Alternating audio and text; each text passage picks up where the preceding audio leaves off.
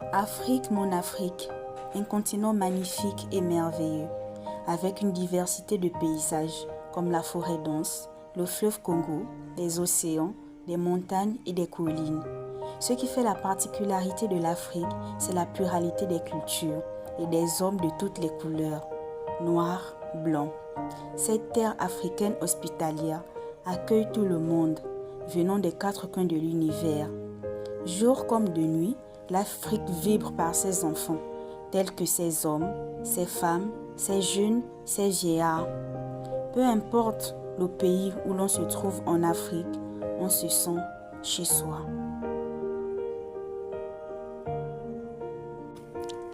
Longtemps, mythes et préjugés de toutes sortes ont caché au monde l'histoire réelle de l'Afrique.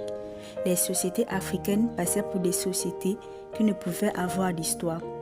Malgré d'importants travaux effectués, dès les premières décennies de ce siècle, par des pionniers comme Léon Frobenius, Maurice Delafosse, Arturo Lambriola, bon nombre de spécialistes non africains, attachés à certains postulats, soutenaient que ces sociétés ne pouvaient faire l'objet d'une étude scientifique, faute notamment de sources et de documents écrits. En fait, on refusait de voir en l'Africain le créateur des cultures originales, qui sont épanouies et perpétuées à travers les siècles dans des voies qui leur sont propres et que l'historien ne peut donc saisir sans renoncer à certains préjugés et sans renouveler sa méthode.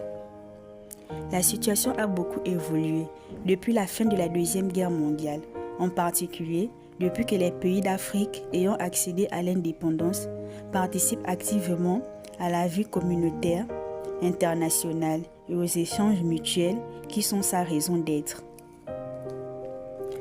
L'histoire des hommes africains s'est développée dans un cadre physique, climatique et écologique, déterminé qui, sans être la cause automatique du processus historique, en constitue l'une des conditions.